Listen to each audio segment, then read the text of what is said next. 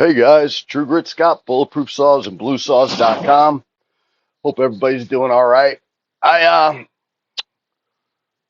I was debating even videoing anything tonight. I'm working on a couple different things at the same time. I got another 366 to do. I have a 660 I have to build, and I figured, you know what? At least let me press the case together, get the crank in it. I got to go grab some seals, throw some seals in it, and start moving that in the right direction. Because to be honest with you, I'm a little bit behind on it. I've just been so darn busy, and I've been debating whether I should do a video on a 660 build. Everything I see is fairly outdated, and I mean the build's the build. From the first day a 660 was ever made, it's pretty much the same build, but some things have changed. So I figured at least while I'm doing this crank, I'll just give you a couple thoughts on some of the things that's changed over the last 3, 4, 5 years with these kits. Uh, Took this out 10 minutes ago, right out of the box, pulled the cellophane off of it, and kind of started doing things before I figured I should make a video. But here we are. Uh, I ripped the seals out because, again, I haven't had a problem with the Farmertec seals in a long time. However, I don't use them in my builds. So I use the highway seals because I've always had good luck with them. I don't hear a lot of bad things. I've heard some bad things that the Farmertec seals don't last as long, but I haven't heard it enough repeatedly. And when I hear things, here's one of the problems that I have. There's guys who build 1, 2, 10 saws a year, and they have feedback. Then there's guys that build 50 or 100 saws a year, and they handle more, and that's a different kind of feedback. And I'm not belittling guys who, only do 5 or 10 saws a year. There's nothing wrong with that. But what I'm saying is you don't see the same thing enough times to really know.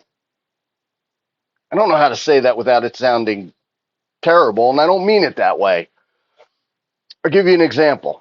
I see a ton of cylinders. Like every day, I'm looking at cylinders. And when you look at, 50, 100, 200 of the same cylinder, you start to see things like in their manufacturing, like what changed, and you notice changes, and they have molds. Are there 20 cylinders in a mold? I don't know how they do it exactly, but you could see different runs, and you look at it and you say, oh, I know what run this is, I know what run this is, and you can start to see the difference.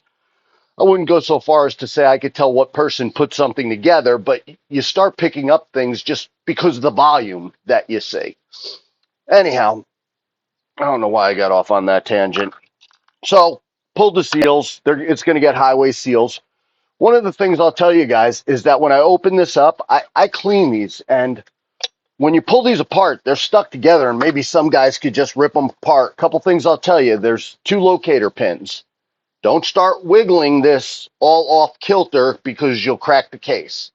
You got to pull straight. The way I generally do it is I'll take a razor blade. It's better if it's in a knife handle, but this is what I got at the moment. And weasel it in, and then I'll twist it around the locator pins, and I'll go back and forth because I broke a case one time, being ignorant and ripping it apart, and I, went out of line with the pins, and it chipped the case. It happens, and now I'm so paranoid about breaking them that I kind of take my time with opening them up, and this one stuck together really good. It was even hard for me to put back together. And what I do is I just weasel that in there and start twisting it like a key and open it up like that. That way I know I'm not going to goof up the pins. And it's not the pin side that breaks. What you'll wind up breaking is, where is it? I can't find it. There it is. If you wiggle it, you'll break the case right there. Try not to have my back to you guys. Anyhow, so in unwrapping this, I'll tell you, even 3 years ago, you'd find a lot of aluminum shavings, swarf, all sorts of stuff through these cases. I didn't see one speck of anything, almost like they washed them first. Not anything. You'd find a big thing was aluminum shavings in the bolt holes. And I think people would put together a saw, and maybe it was packed with aluminum shavings. And then they go to put in a screw, and it hits them, and they keep going, and they wind up stripping out the bolt hole. because it met resistance before it was down. They kept turning because the screw obviously wasn't seated all the way. They turned, they stripped it out. So that was something that happened. So what I always do is I have this little refillable, I don't know what you call it, non-aerosol sprayer. And I've had this for years. You see the labels peeling off. But what it is I fill this with clean gasoline. I never use old two-stroke because, you know, when you work on saws, you have buckets of old two-stroke that you didn't trust in somebody's saw, and you pour into a thing, make sure there's no water in it. And then I pour it all in one thing, and I use it, you know, on a burn pile or whatever. So I only use clean gasoline in this, so it's clean because gasoline's $4 a gallon, and I can fill this up a whole bunch of times for $4, and you wind up hitting it with the compressor, and it pressurizes and it sprays. So I use this to wash everything out. And one of the big things that I would do is I'd make sure I hit, and I did it this time because it's always been my procedure. I think it's a good one, so I keep it. I hit every bolt hole, make sure that there's no aluminum shavings in it, whatever. And it gives me a chance to look at the bolt holes, make sure that they're tapped correctly. So go through them, wash out the bearings, all that stuff. It's one of the things that I do.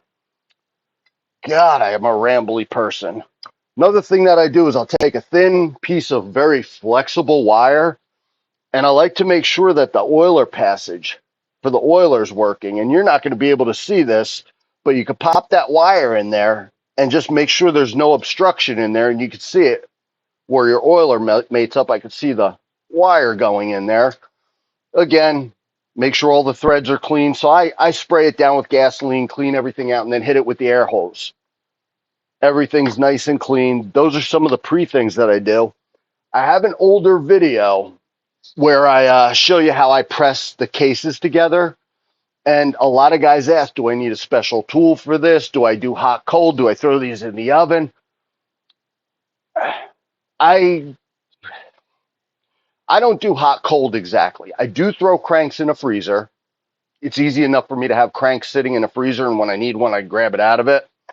So I do cold, and then for hot, the only time I use any heat is in the winter when the wood stove's running in here, because I could throw this case on top of the wood stove and warm it up. And to be honest with you, if I have the fire raging, I'm sure it warms it up quite a bit, but it's not going to be 400 degrees to expand anything. So I do warm them up. I've seen a lot of guys heating the cases with a heat gun, and I've seen guys have bearings drop out and things like that. But the drill press, and I think a lot of guys would probably have a drill press.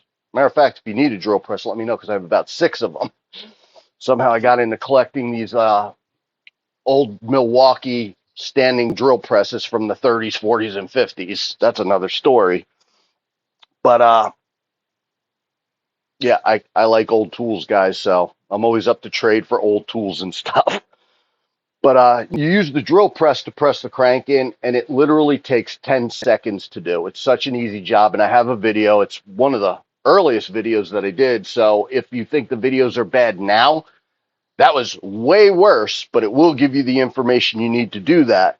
Trying to think, the oiler hole, seals, pressing a crank in, I think those are the big things. The other thing I might do this week, if I get a chance, is I've had a lot of guys asking me about chain tensioners, specifically on the 660s, and doing the shim. I have a video on it. I think I'm going to cut a bunch of them. The brass tube to shim your chain tensioner is super cheap, guys. You're not going to be $10 into this. Little tubing cutter, which you probably have for cutting whatever. I guess you could cut it other ways too. I use a tubing cutter. And I think I'm going to make a bunch of them up, pair them with the chain tensioner, because we sell the chain tensioners for a few bucks. They're not $10. And maybe I'll pair them with that bushing, shim, whatever you want to call it. So you guys could just buy it for guys who want the shim. They don't want to fiddle mess around with making their own. So maybe I'll do that. I don't know. This was just a quick video. Oh, the other thing. I'll take a file, a round file, might not be this one, might be too big, and I'll take the little bit of casting flash away from where your oiler adjustment hole is, because sometimes hard to get the screwdriver in there, and it's easier to get rid of that when the case is apart than when it's together.